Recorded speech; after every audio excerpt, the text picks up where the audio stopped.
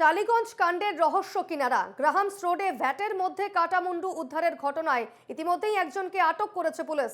আতিকুরের রহমান লস্কর নামে এক ব্যক্তিকে ডায়মন্ড হারবারের পঞ্চগ্রাম এলাকা থেকে আটক করে পুলিশ।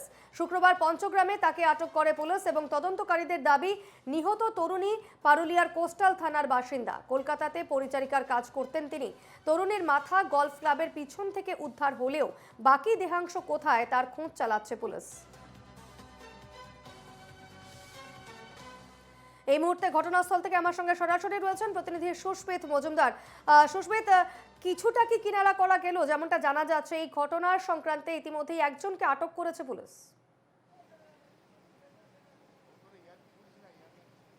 দেখো, এই আতিকুরকে জিজ্ঞাসাবাদ করা হচ্ছে, তার কারণ এখনো পর্যন্ত তদন্তকারী অফিসারদের কাছে যে তথ্য উঠে এসেছে, অর্থাৎ যে প্রমাণ আছে সেটি হচ্ছে যে সিসিটিভির ফুটেজে তাকে দেখা গিয়েছে, এখানে তার গতিবিধি লক্ষ্য করা গিয়েছে এবং সেই কারণেই কিন্তু তার খোঁজ চলেছে। তার খোঁজ কিভাবে চলেছে সেই সিসিটিভির ফুটেজ থেকে তার ছবি সংগ্রহ করা হয়েছে এবং সেই ছবি সমস্ত থানায় পাঠিয়ে দেওয়া হয়েছে এবং সেখান থেকে এই ছবি থেকেই তাকে চিহ্নিতকরণ করার চেষ্টা করা হয়েছে।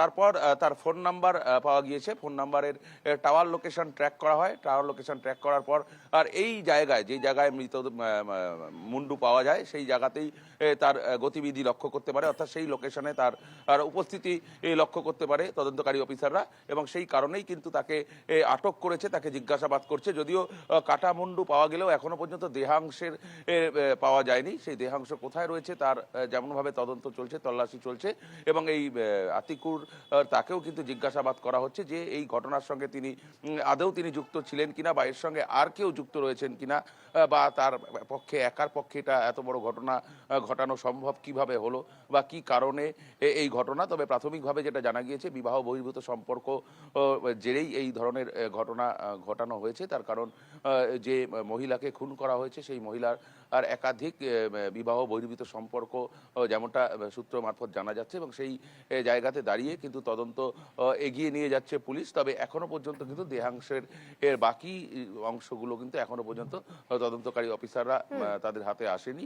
এই আতিকুরকেই কিন্তু জিজ্ঞাসাবাদ করা হচ্ছে এবং তাদের কাছে একমাত্র সিসিটিভির ফুটেজ, সেটাই কিন্তু তাদের কাছে মূল হাতিয়ার এখন পর্যন্ত। তবে যেই জায়গাতে ফেলে দেওয়া হয়েছে সেই জায়গার আশেপাশে কিন্তু কোনো রকম সিসিটিভি ক্যামেরা নেই, অর্থাৎ অনেকটা দূরে যে সিসিটিভি ক্যামেরা আছে সেখান থেকে যেই সময়টায় মনে করা হচ্ছে যেই সময়টায় এই মুন্ডু ফেলে রাখা হয়েছিল সেই সময়কার সিসিটিভির ফুটেজ কিন্তু এখনো পর্যন্ত পুলিশের হাতে এসে পৌঁছেছে। সেটা থেকেই কিন্তু তদন্তকারী অফিসাররা তাদের তদন্ত এগিয়ে নিয়ে যাচ্ছে। আতিকুরকে যে আটক করেছে পুলিশ, সেক্ষেত্রে আতিকুরকে তো জিজ্ঞাসাবাদ করা হচ্ছে, তাকে জিজ্ঞাসাবাদ করে কিছু কি জানা গেল বা আতিকুর কি জানাচ্ছে এ বিষয়ে?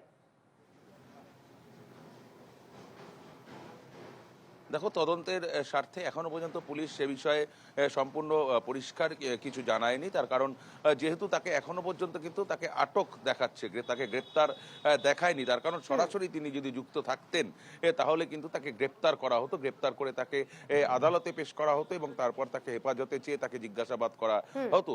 কিন্তু তারা চাইছেন এখনো পর্যন্ত দেহাংশ খুঁজে বার করতে হবে এবং এই ঘটনার সঙ্গে কে কে যুক্ত রয়েছে বা কে যোগ রয়েছে, কেন এই ধরনের ঘটনা, নৃশংস এই ঘটনা ঘটেছে সেই সমস্ত আগে নিষ্পত্তি করতে হবে, তারপরে কিন্তু সম্পূর্ণ বিষয়টা পরিষ্কার হবে। অবশ্যই এদিকে নজর থাকবে। আপাতত ধন্যবাদ সুস্মিত।